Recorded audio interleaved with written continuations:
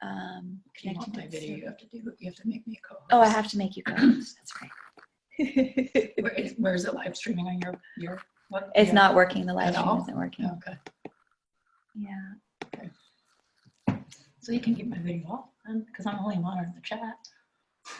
Oh, it's up to you. Yeah, you don't. It's up to you. Okay, so we're waiting for the attendees. I wish maybe I'll try it one more time to see if we can post in live.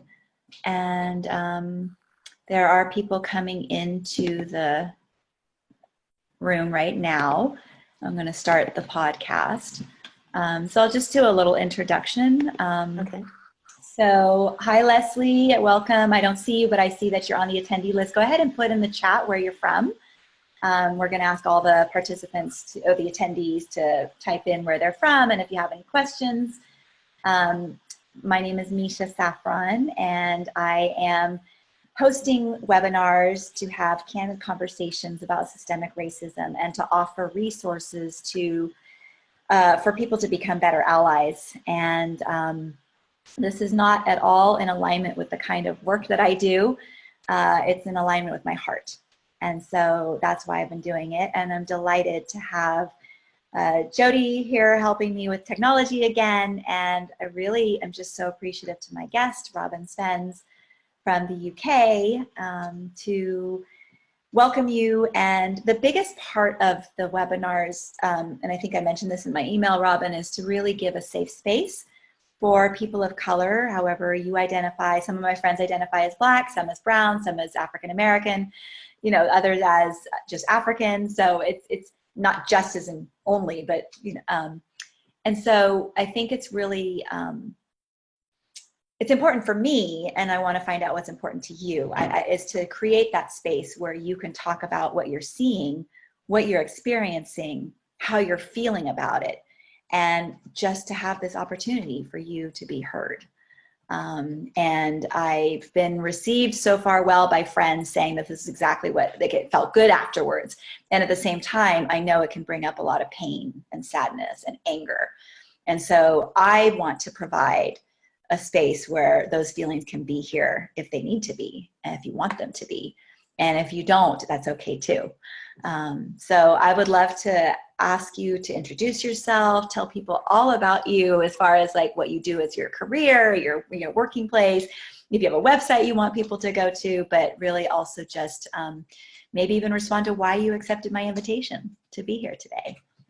So you can go ahead and unmute yourself. And hello, everyone. My name is Robyn Spens, and as Misha said, I live in London, central London in the UK.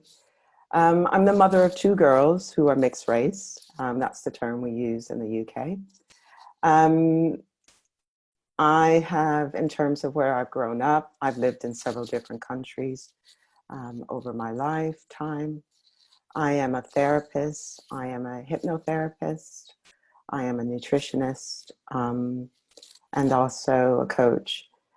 My background, in terms of my professional background, I was a consultant for many, many years. The stress of working in that industry, I became quite ill, and then I sort of made a decision to restructure my life, and very happy that I did. And the work that I do now, I work a lot with young people from deprived backgrounds. I give 1 day a week over to that work, and that work has enriched me. I know that it makes a difference to my community, and it sustains me. And yeah, that's just a little bit about me. thank you. You know, I think what I've noticed and recognized around all the people that are in my life, whether it's professional or personal or social, there always seems to be this element of community service. So I was delighted to hear that you also spend time. I mean, I think as women, we typically give of ourselves a lot anyways. But yeah, thank you for that introduction. And I also heard, so in in several places the term biracial is used, and in the UK they use mixed race. Yes. And so in the UK, are there conversations around racism, systemic racism? Is there? I mean, I think I'd be naive to say there's no racism in England. You would be. And I know that there is, because I lived in Europe for a year, and I traveled around, and I actually experienced racism even towards me as a Jewish American white woman. Certainly not to the extent that my brothers and sisters here in my country, people of color, have experienced. And so I never will pretend or even state that I understand their perspective, because I don't. But yeah, I'm just curious, what is it like in the UK, and how are you feeling? And yeah. What is it like in the UK? Yes, of course, there's racism. There's racism all over Europe, and being the brunt of it can take its form in many different ways, depending on where you are. The difference, I think, with racism in the UK is it's very subtle. And that subtleness gives people a feeling that it doesn't exist. And that's, I think, one of the key differences. It's here, but it's very, very subtle. It's in the language. It's not so overt. It's not so, when you look at some of the things that are happening in the US, it's not presented in the same way, but it's subtle. It's the slight turn of a phrase. It's how someone refers to your name. It's old language that is sometimes used to, depict certain things. And if you're not sort of on it, it slips by. And that gives a lot of people the idea that it doesn't exist here. Well, either that it doesn't exist, or that what is happening is okay. Yes, because it's habit. So I think one of my most vivid memories of racism here, and something that really crushed me, was, I think I was 7 or 8 months pregnant, shopping in a local shop, and I lived in West London. No, not West London. I lived in South London at that time. It's going back a while. And a woman said, as I came around the aisle, "Oh my God, not another one coming into the world." And I was so shocked by the statement, I dropped what I was buying and ran out of the store, just in tears, hysterical. And I wasn't able to go to that shop for a long time after that. That statement really haunted me. And it had taken something in preparation of my baby coming I was so joyous about, and it destroyed that moment for me, because I was buying things in preparation. I think that's probably something that I will never forget, but it was something that really made me think differently about how people see each other here. Yes, there were taunts when I was younger. As I say, I grew up, we moved around a lot. But I think the impact of that was something that, I still think about. Yeah, I told Jodi that I was bringing the tissues to the table because I needed to just keep my allergies under check, but I'm crying now, so I'm like trying not to get it all full-fledged. That's I've been pregnant 3 times, and I can't even imagine somebody breaking that joy like that. So sorry. Yeah, so that was a very, very, very difficult moment for me and my husband. And, we were trying to build our lives, and he was working very hard, and new baby coming, and You know, at that time we were renting a flat, and, you know, he wanted to move us into a, you know, different neighborhood and bigger place. And it left, and, you know, it left me unable to leave the house for weeks. And I think a conversation with my grandmother just revived in me the notion that, you know, you need to be strong, because your children will have the same experience, hopefully not. But, you know, you've been lucky enough not to be hurt in that way. But this is part of the experience. And sadly, when George Floyd lost his life, my daughter came into my bedroom sobbing and said, "They killed someone else, Mom. He's been killed." And I said, who's died? And she says, "They killed another Black man in America." And she fell to the floor sobbing. And I realized, you know, that this incident had touched us all and touched my children. And now, you know, what my grandmother had foresaw, the conversation begins. It begins again. And I think for them, being mixed race, it was the first time that they had felt this crushing power of watching someone's life just leave their body in such a casual manner. That's what we found so extraordinary here, just the casualness about it. And so that was a really powerful picture. And at that point, I had not watched the video. Yeah. I had a day full of clients, and I felt if I watched that video, I wouldn't be able to work. So I didn't watch it.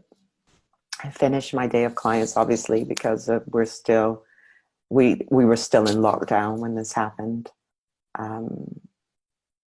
And I watched it that night. And I was just stilled with tears rolling down my eyes, because I couldn't believe what I was watching, but I couldn't believe the casualness and the fact that this officer was certain he would get away with it. And so for me, that said a lot about where we are,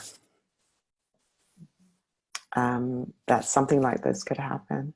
And it also, both my girls were very upset. You know, my youngest is 21, and they were both just stunned by the casualness of it. And it mobilized them. You know, they went to a school called Queens College on Harley Street. The Queen Mum was the patron. It mobilized my youngest daughter to write to the school to begin a conversation. They both left the school, you know, they both had finished university. And the school was receptive to that. And now my daughter's been put on the board to really look at how we could have these conversations a lot earlier in her school, anyway, in the UK. And I think it has raised this topic. Everyone's talking about it. And it's put racism on the agenda again for us in the UK. Yeah. And what you're referring to is exactly what the topic is: systemic racism. Like, your girls are immediately targeting the schools, saying this has to be something that changes. This conversation has to be there. And, you know, there's been a lot of conversations and arguments around, you know, a racist as opposed to a system of racism. And so I'm curious, in what ways did your girls see, or you see in the systems that you have in place in the UK, that racism is an integral part of that? I think for my girls in particular, you know, when you're a teen or when you're younger, it's always, you know, if we talk about psychology, it's the tribalism of trying to fit in and not being different, because being different meant, you know, if we go back to caveman days, that you were an outsider, and it meant you wouldn't survive. So in all of us, human beings want to be part of something. They want to be part of the tribe. So for them, it's things like straightening their hair to fit in. You know, I used to have to go through these overly long, you know, hair straightening ordeals. So because they didn't want to wear their hair naturally curly, you know, feeling different, feeling that they didn't quite fit in, and conversations were not inclusive in terms of history conversations. And so both of them have said, you know, they hadn't experienced an incident like I had. Although my youngest daughter has told me once she was called the N-word. But those types of conversations we never had, because we just felt that we were doing the best we could to fit in and be part of, you know, this wonderful school we were a part of, and our community. I mean, we lived in a very hip area at that time, and so, you know, there was a lot of tolerance. But, you know, as you moved wider out of that, you know, you knew when you were in an area in which you weren't welcome, or, you know, where people would stare. So a lot of my friends of color have talked about the fact that they have to have conversations with their kids about when they go out, and how to, if they for some reason get pulled over by a police officer, how to protect themselves, what to say, what not to say, what to do, what not to do. Are these conversations that your family has had to have in the UK? Is there that fear that the police, the actual protective services that we have established as police, is that a concern like it is here? Let me put it this way. Not for my girls, I've never had that conversation, but I do think for young men, the charity board that I sit on, and the young men that I see for therapy, those conversations have been had in their homes. Not to the degree that I think they've been had in African American homes, in the sense that the brutality of the police is above and beyond what I've witnessed here. Although, you know, people do die in custody here, and Black men have died in custody here. So it's not to say it doesn't happen here. But to be pulled from a car, witnessing those Atlanta students, that sort of thing, has not. But there are what we call stop and search, and that is overly used within our community. Mm-hmm. I have not had that conversation with my girls, and never felt I needed to. But that's not to say that it doesn't happen. And look, I don't pretend to speak for every Black person in the UK, you know, and I don't have boys. And boys, you know, have a different set of issues that they have to deal with when they go out. I have a friend here, her boys, she's American, and she sends her boys back to America every summer, but they are afraid to go. She's had to have that conversation with them, not for here, but for there, but for America. And so, you know, we are having really deep discussions. There's a book, a writer called Afua Hirsch, and she wrote Brit. And I think as the UK government started to see and experience, as we all did, what was happening with George Floyd, they start to make this distinction between them and, you know, how they run the country and how the country is run in America. And Afua Hirsch said, you know, before you self-congratulate yourselves, you know, I'm here to say that, you know, we have issues here and we need to talk about them.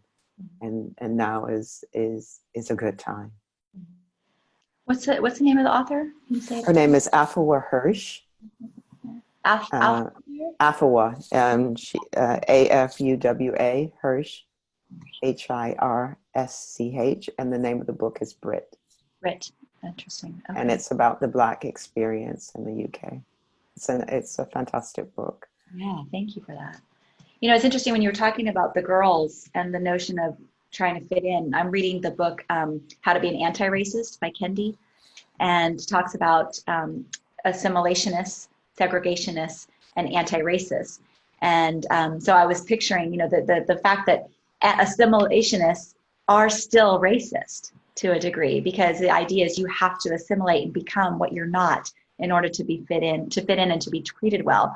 But when you're a person of color, you don't get to assimilate no matter what you do, because you have the color of your skin that completely, especially in our country, you have the color of your skin that really dictates so much. And even I, who have a more, you know, I have a more Middle Eastern look, I've had several counts of issues with police and discrimination, and even escorted out of a building. And so while I've done a lot of assimilation, you know, there's been some racism towards me. And so I continue to say, I can't even imagine what it's like to walk out knowing there's nothing to hide, that you cannot be hidden. And so therefore it's very easy to be a target of racism. But what I like what he said about was that it's not okay to say I'm not a racist. It's important to say I'm an anti-racist, and to work towards being anti-racist, because not being a racist is very different. I don't know if you have anything you want to add to that or say to that. Yes, I mean, I think, look, I think people have to speak their truth, and, you know, I agree wholly with what you say. But this notion that, you know, I'm not like that, so this is not a conversation I want to engage in. I think, you know, you have to engage in it. You don't have a choice. You know, if we want to work this out for the next generation, so my daughters are not telling their daughters and their grandchildren the same story or worse, we need to have these difficult conversations. And the reaction when the word racism or systemic racism is raised is people become almost, you know, they feel they're attacked. Yeah, they become defensive. Yeah. And that defensiveness makes people feel uncomfortable. And my point is, we have to sit in the discomfort. Yes. When we sit in the discomfort and we are aware of it and we feel it, then we get a sense, a presence about how we move forward. It's discomforting, yes. We sit in this discomfort every day because, as you say, we can't hide who we are. We try to. If you go back to the 50s and the 40s, you know, people changing their hair, dressing a certain way to fit in. There's a saying, when my hair is relaxed, white people relax. So not having ethnic hair in the global boardrooms. So it's not a distraction. You know, when I wore my hair natural, it was a distraction. Yeah, absolutely. So in the book, So You Want to Talk About Race by Ijoma, I never say her name right. I have to start looking it up. Oluo, she talks about the exact same thing, that her boss actually asked her to change her hair, that her hair was offensive. Wow.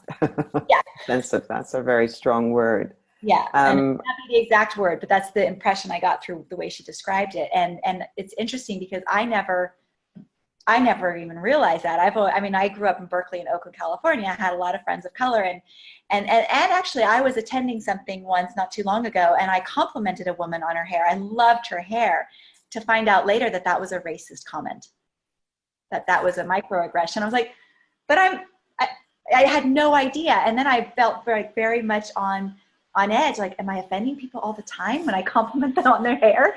So I'm like still struggling with that piece. I haven't even gone further into researching that because I've been reading all these other things, but I don't know. No, I think there has to be a middle ground. If someone said they love my hair, I wouldn't find that offensive unless there was context with it. And I think there has to be a middle ground. But I think many Black people are tired of explaining where they are and how one should make the way forward. It's exhausting. It's exhausting to be in this position, firstly, but it's exhausting having to explain to someone how to understand racism and what they should do about it. I had the pleasure of meeting Bryan Stevenson 4 years ago. Many of us here as part of a charity called Facing History and Ourselves. And I sit on the UK board, and it's a charity that teaches tolerance through training history teachers. And it's, what does it mean to be an upstander? What does it mean to be a bystander? And some of the stories that they use are historical stories. They use the Holocaust. They use the 1960s movement in America. You know, all of those stories are used as a way of teaching critical thinking around what would you do if this happened today. So I forgot where I was going with this. So the whole ideal around making people understand what it feels like to be in your shoes is an important one. So I asked Bryan Stevenson, what does it feel like in terms of your mental health to have these microaggressions happen to you every single day? What is the impact? And I see this with some of the young men. I see it with my brother. What is the impact on a daily basis of microaggressions? My brother is tall, and he says, you know, I try to make myself small when I'm in a lift, so I'm not threatening. I'm always aware of my size, and I'm always making people feel comfortable. It reminds me of the book from the 50s, Whistling Vivaldi. I don't know if you know this book. You know, the gentleman whistled Vivaldi when he was on a tube because it made people relax, because it was classical. And so it's almost referring to the woman with the bird watcher, the incident in Central Park. It reminded me of that book. And it's always making people feel comfortable around you. But what does that do to you psychologically over a long period of time? I think a great deal.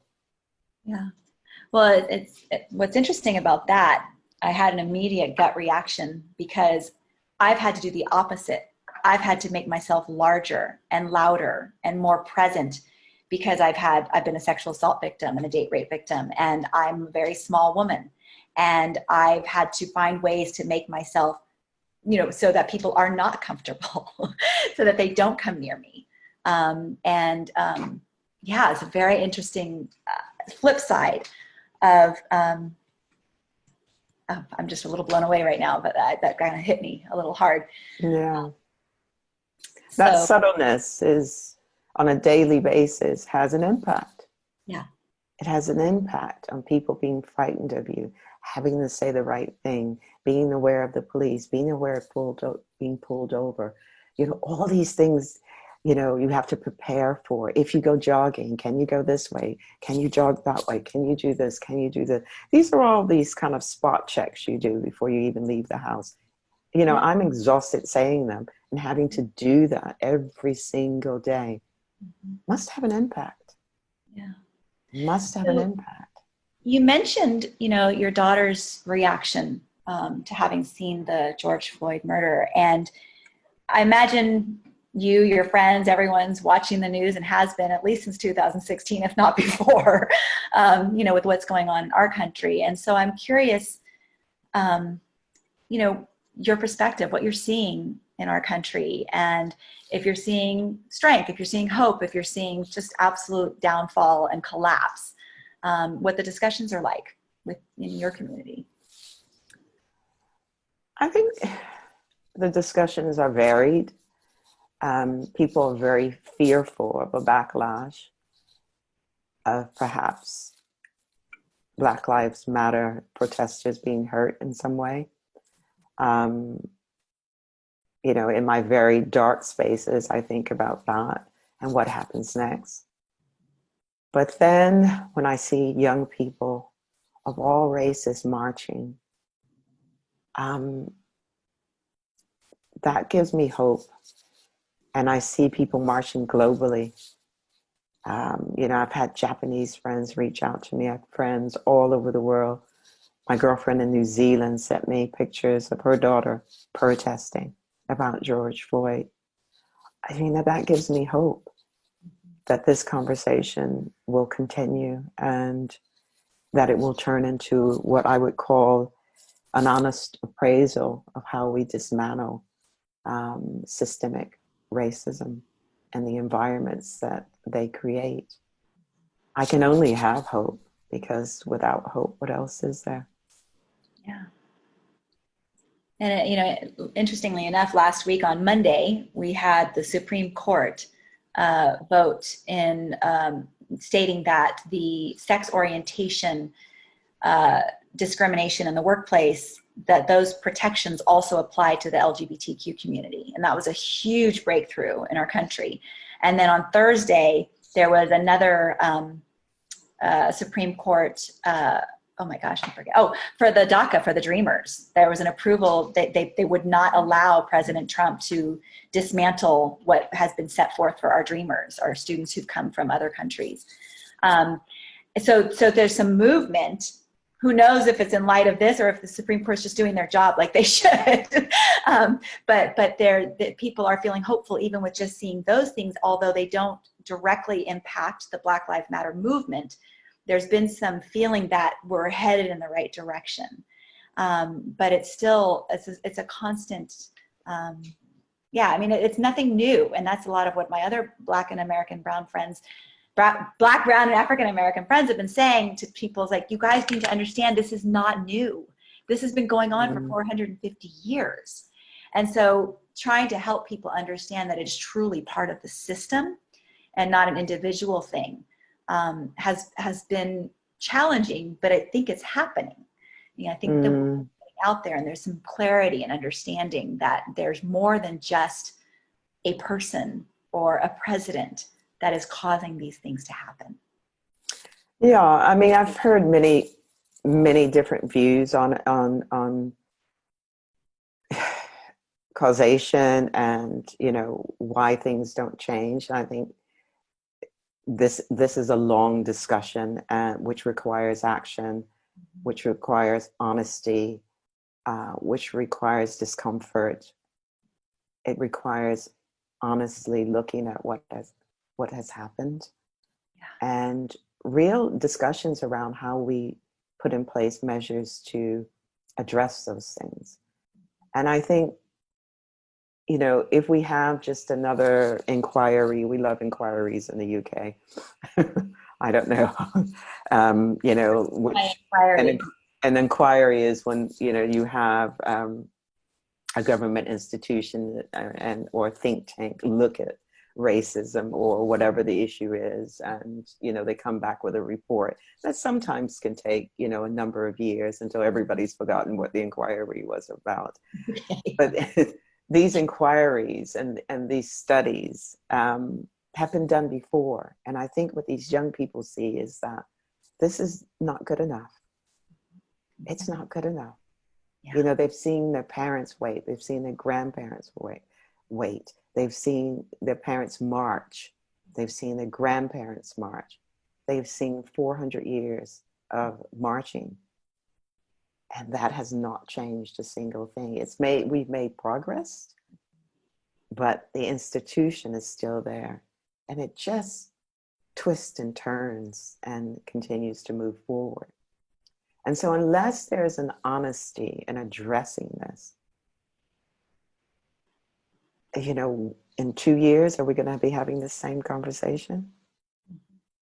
You know, with things slightly better.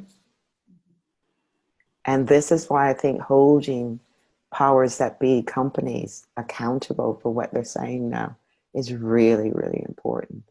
And this is a young people's fight too. And I hope they're smart enough to do that. I see a lot of companies getting called out. And I think it's great. You know, there are companies I personally won't buy from. I tell people to use their buying power. You know, the companies I will not buy from because I've been told, you know, their makeup, oh, you know, we don't make that anymore for you, that color anymore for you. I was told that by a company. And I said, okay, great. Well, maybe we're not spending enough on that particular color of makeup, but you sell handbags, you sell shoes, you sell clothes, and I've got a lot of them, and I'm selling them all, and I will never buy anything from you again. So that's how I make my statement. So I encourage young people, you know, use the things that you have, the resources that you have, and some of them is your financial clout. Spend your money wisely. Don't spend your money with brands that lie to you to be temporarily satiated by a new this or a new that. Spend your money with brands that keep their promises. There's a really amazing quote, and I'm being reminded of this. And this is so funny. Until this time, I've never remembered quotes and things from books or anything. So clearly this is impacting me more deeply than I ever expected. But the book, like I mentioned earlier, So You Want to Talk About Race, Ijoma talks about a conversation with one of her best friends, and she says, his comfort was more important than my safety. Mm. And when I think about capitalism and our country and the things that we do for our comfort, getting in the way of others' livelihood, others' way of living, others' rights, I don't want to say privileges, others' rights. If we can, one of the questions that I asked my writers group the other day is, and I just recently wrote another song about it, it's like, what are you willing to change in your life today?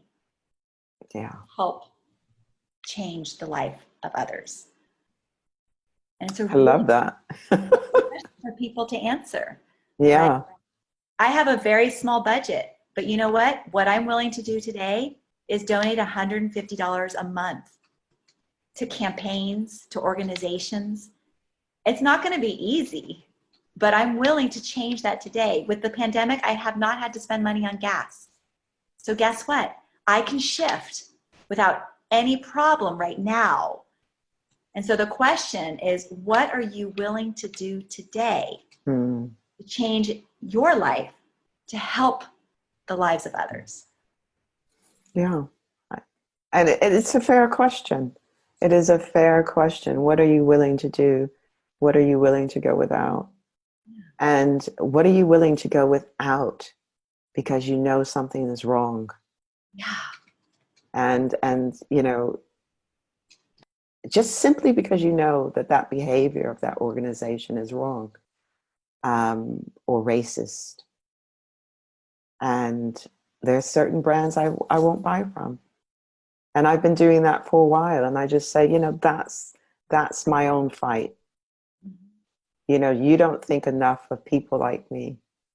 So I don't have to spend my money with you. It's a choice. Yeah. And I think when young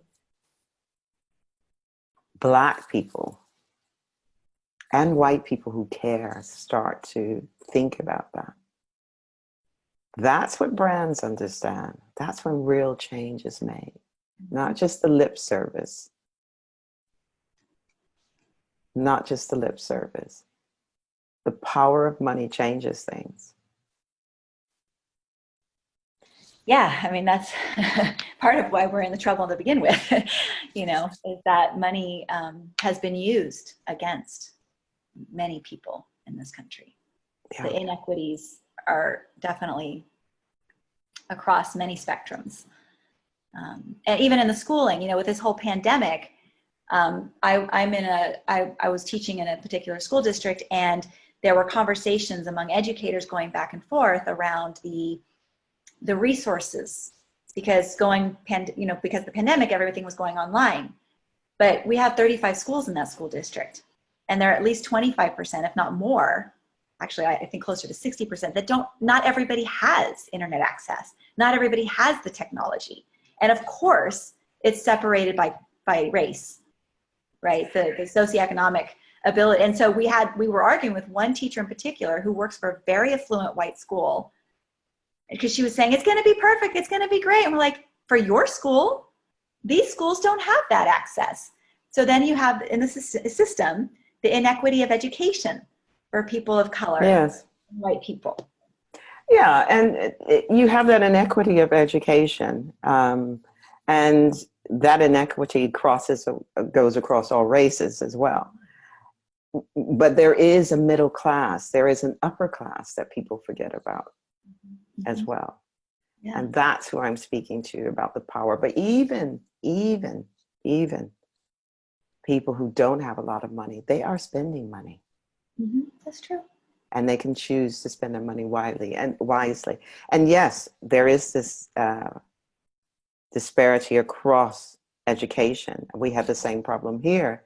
Now that we're on lockdowns, some homes don't have computers. They don't have phones. So how are they supposed to connect and have their lessons?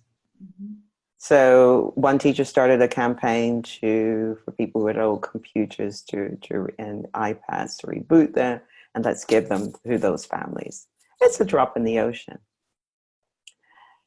There is this economic divide, and there always will be. But for the people who have money and spend money, to try to pull that back a little bit, that would make brands stand up and listen. Absolutely. It really would. Absolutely. And so that's just one idea. And that would also help our community. Skincare, hair care. Let's take that. We spend a lot more money than our white sisters out there, I can tell you, on hair care. But where do we spend it? Right, because I don't do anything. Who's catering to us? Right, exactly. And if we thought about that in a more collective way, some of the things that would happen within the beauty industry would not. So that's just a small example of the way I see it. And as I say, I don't pretend to speak for the whole of my community, because there are various views about how we address this. Education is important. Understanding your history is important. Educating everyone around our history, I think, is really important. Yeah. And I think when we start to do that, that makes a huge difference. So looking in, just from a personal, just the Robyn perspective, looking into the United States, what do you see as one thing that is really maybe the core of our systemic issues? I know it's a big question. I could run for bloody president if I knew the answer to that. And I clearly don't. Robyn for president. Oh, wait. I love that question. So what do I see as one thing? Just one, Robyn, just one.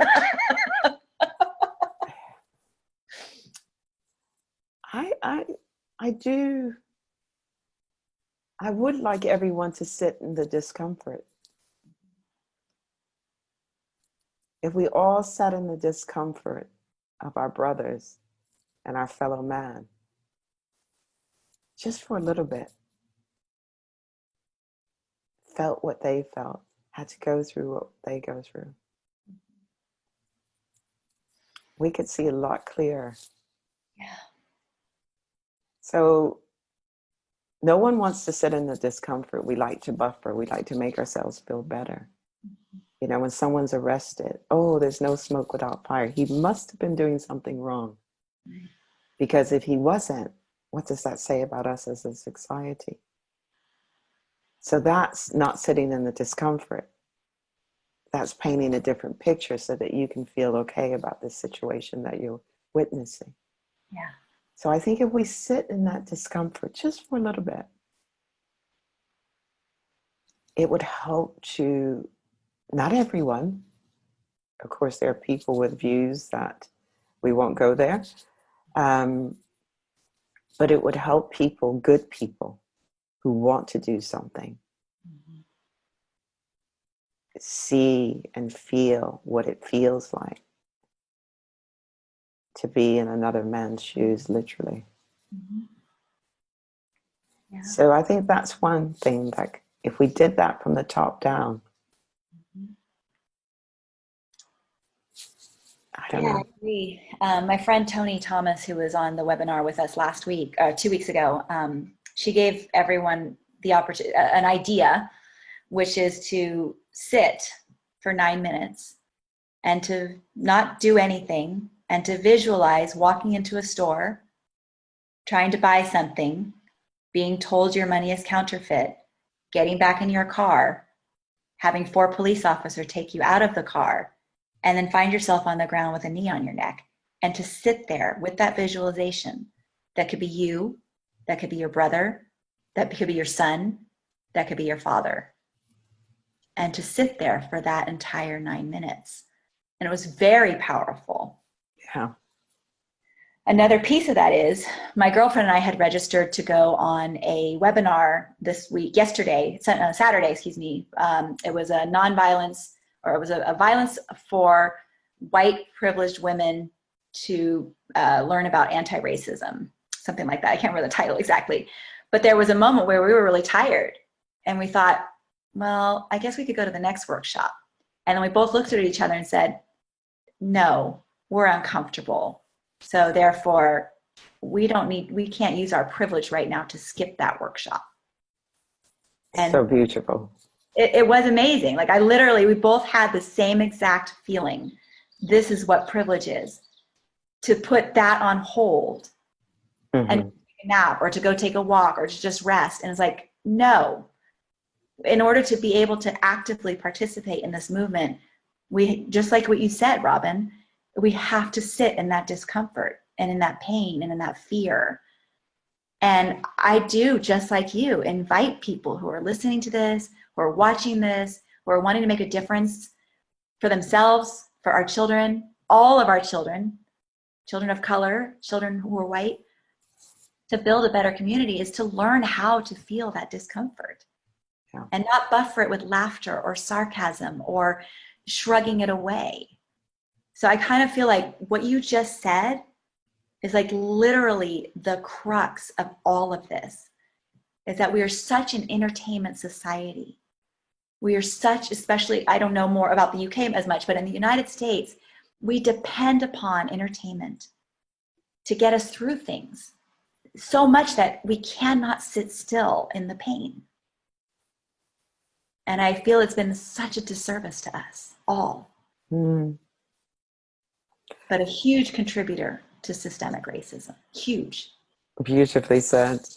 It's, to be able not to sit in the discomfort is a privilege. It's a choice. And choice is a beautiful thing, but not everybody has it. Not everybody can stay in because of COVID. They have to work. They have to work. Not everybody can choose not to drive at night because it might be dangerous and I might have an encounter with the police. I need to feed my family. I need to go to work. Maybe I'm tired, because I have worked double shifts or whatever, and I fall asleep in my car. I wouldn't expect that to happen. Right. Nobody would. Right. And maybe I have done something wrong. Like sleep in my car. Yeah. But I wouldn't expect to die from it. Right. So if we could all just sit in that for a moment, or I go into a shop and there's an altercation and somehow someone thinks I shouldn't be there. So they call the police and the police respond. And I'm the one that's wrong simply because someone says I am. And then I end up dying. For me, it's just so difficult to see all of that in my mind as connecting, as something that could happen. But it does every day. Every day. Or even with Breonna Taylor, you know, being shot in her. Absolutely. Absolutely. So that discomfort, if we can sit in it, and I love what you said, you know, I'm feeling tired. We do feel tired. And this is what's going to start to happen. People are going to start to feel tired of hearing about this. And they're going to want entertainment.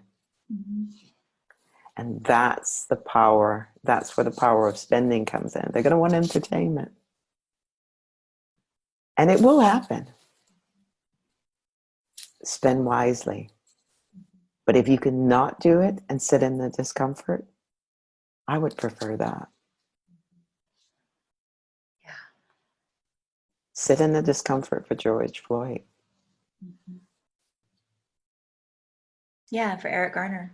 Yeah. No, we're not buying. 11 times he couldn't breathe.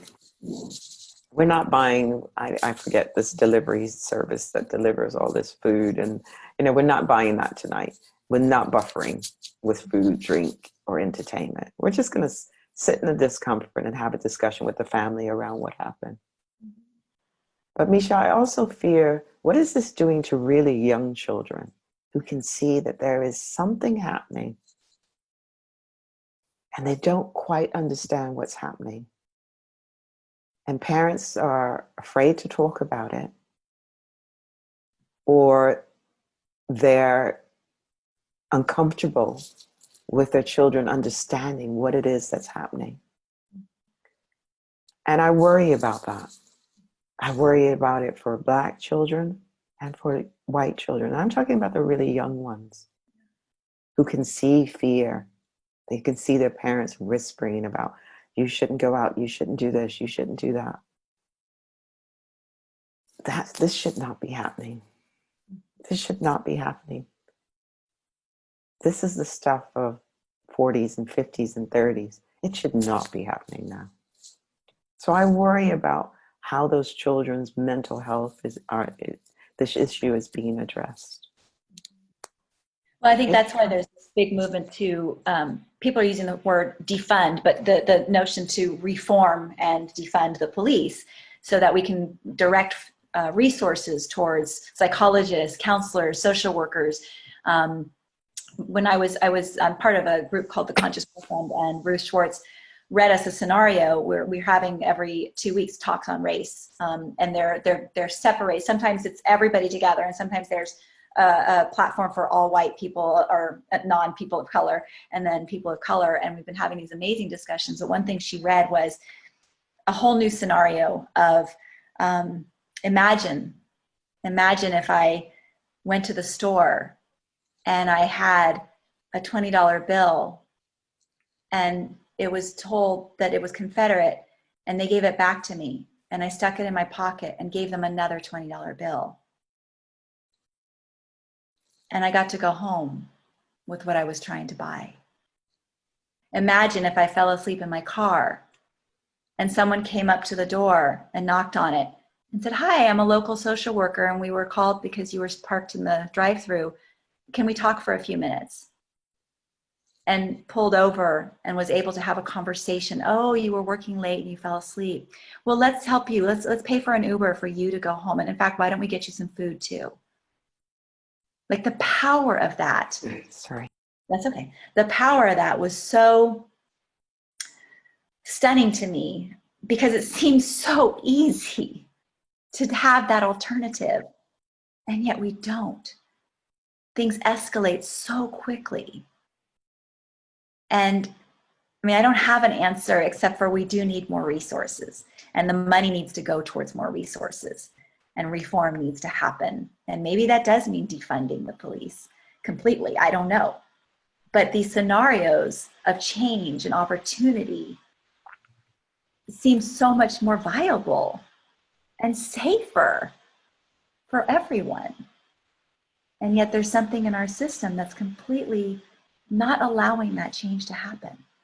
And I know part of that is white supremacy, you know, But I think it's also just the nature of our system, the way it's been built on capitalism, and one for one, not one for all. And the notion of I get mine and you go get yours, and that's what, as long as I get mine, that's what counts, that's what's important. And it's an awful, there are a lot of people who are against socialism, but at the same time, there's some really valid points to socialism, like supporting each other and loving each other. And but yeah. Well, the whole notion that, I will have mine and you find yours is an interesting one if you're allowed to find it. I think that's what I've heard people speaking to. So if it's a fair playing field. Right. Do you have, I'm sorry, go ahead. You weren't done with that. No, and I don't think it is. And I think that's part of the problem.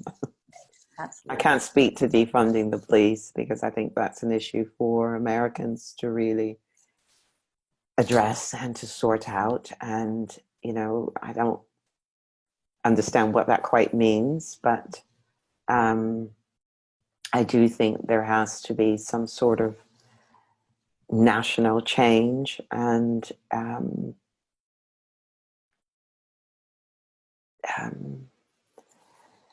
I don't know. I think a national change needs to happen in a real way. The way that it's the police operate is it's a very dangerous way, and people are dying because of it. And so I don't know what needs to change. I think that's up to the people of your country to figure it out. But something desperately needs to change. Do you have the same kind of police brutality in the UK? We do have, yes, of course. I think police brutality is everywhere. I think it's where when everyone is the same race, there's police brutality. Yes, we do. The difference is all our policemen are not armed in the same way. So when things don't escalate so quickly, and certainly officers don't feel that they can shoot to kill, or do things that are so casual that cause the end of life simply because of the color of someone's skin. So there was a question in the chat. Someone said the prevalence of guns among the general population is one of the pretexts for arming our cops to the teeth, and for their legitimate fear is encountering suspects, particularly people of color. How do other countries, and more specifically the UK, view this? And how is police training different, if you know anything about police training as far as UK and the Americas and the United States? Well, I don't, but we've done a bit of therapy work with the police. I think the training is, okay, yes, we do have more armed officers because of terrorism. But in terms of the policing, domestic policing, the whole ideal is not to escalate, to de-escalate, without it leading to violence. We are not armed in the same way. Yes, over the last few years, we have had more shootings, and that's because a lot of guns are coming in from some of the Eastern European countries as they have destabilized, and because of racketeering and things of that sort. But traditionally, officers here aren't armed with guns. And we have more knife crime than we do gun crime. Interesting. Wow. Well, we're coming to the end of the hour, and I'm just wondering if there's anything in your mind, heart, that you want to share with all of us. I certainly, having never met in person before, it really moved me that you were willing to have this conversation with me. I don't know if you got what you wanted out of it, and if you had anything you wanted to get out of it, but I do want to thank you very much for giving me the opportunity to just dialogue, and so that we can share this dialogue with others. I think you started out in the beginning saying the conversation has to happen. Yeah, and I think that's truly why I'm here. I thank you for having these conversations. It was a choice to do that, and I'm very grateful to you for having this conversation, addressing some difficult issues. I come from my work is wellness, and I'm part of a clinicians group that's global. And I'm the only one that looks like me in that group. And it was just so interesting that I missed our last week's meeting, and I listened to the tape where some of my colleagues were wanting to do something, write something. They would write it and then they would step back because they didn't know if it was right or if it was wrong, and they felt uncomfortable. And I think what I want to leave with you is that just do it anyway. Yeah. Feel the discomfort, but make your voice heard. Even if it's not exactly right, the fact that you took a stand is really important. And if we all take a stand, if it's even a little stand, that makes so much of a difference. So you have taken that stand, and I really, really appreciate it. And we will meet one day. We will. Yeah. Yeah, I think what you're saying is, so I'm emotional because it was really uncomfortable, to learn how to do even a webinar. Just the technology. That would have brought me to tears too as well. Here because back me up. But I think that, one of the things I've learned in the last 10, 11 years of my life is that I have to, in order to really live my life, I have to walk through that discomfort, not around it, not skirt it, not underneath it, not avoid it, not deny it, to really acknowledge it and feel it. And that too has been a choice, right? And it's not fair that I get to have that choice. So I really thank you, because I do believe that is the call to action that people need to hear. So I thank you for echoing it. Just do it, right? Take that stand, even if it's as small, and I don't want to minimize what people are doing, but as small as reading a new book. Take a stand to educate yourselves, right? Take a stand to change where you shop. Take a stand to say something when you see something wrong happening. Take a stand to acknowledge that maybe this person drawing chalk on their house front way, I don't know if you saw what happened in San Francisco last week. Yeah. Oh my God. Maybe, the rain will wash the chalk away and you don't have to worry about this. This is none of your business. Or you could say, hey, tell me more, and educate yourself instead of trying to get people in trouble for nothing. So yeah, thank you so much for, I think, any person watching or listening, one right-sized, small action, no matter how uncomfortable, is better than nothing at all. Yeah. Better than silence. It's like a big puzzle. Yeah. If we can put all the pieces together, it becomes a powerful image. And I think if you do one thing this week, just take a stand for what you believe is right for you. And thank you for having me. Thank you so much, Robyn. I'm going to just turn off the podcast recording. We'll end there. And going to, it didn't end up live streaming, so I will figure that out later. But yeah, thank you so much. And I look forward to meeting you. Yeah, I look forward to staying in touch. So you're in New York now. Where are you in New York? Actually, so I live in Oakland, California. Oh, you're in Oakland. Okay. My friend Jodi in Pennsylvania. I have friends in Oakland. Oh, they're in Berkeley, actually. Maya. Well, yeah, I grew up in Berkeley and Oakland. Ah, right. So, Maya's last name was, she married Patrick O'Connell, and he's Irish, and they went back to Oakland to Berkeley to raise their children. Yeah, lovely place.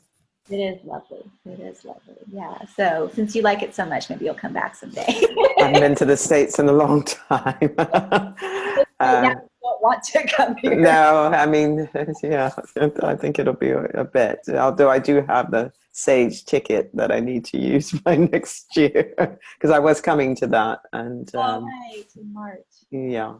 So I will be coming to San Francisco at some point, so I will be in touch. Because are you close by or no? Yes. Yes. Okay. Yeah.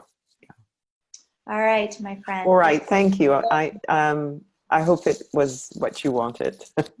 I'm getting your voice out there as a woman of color and allowing others to do the same. And I hope I let you talk more than I talked. But no, not at all. I really enjoyed it, and connecting with you. And as I genuinely mean it, thank you so much for doing this.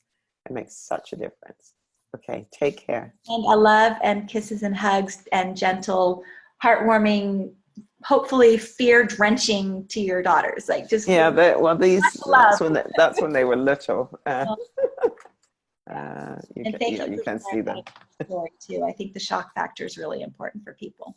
Yeah. Okay. Bye-bye and bye. Very nice to meet you. Thank you for organizing this. Thank you, Robyn. Okay, bye, Jodi. Thank you. Bye-bye.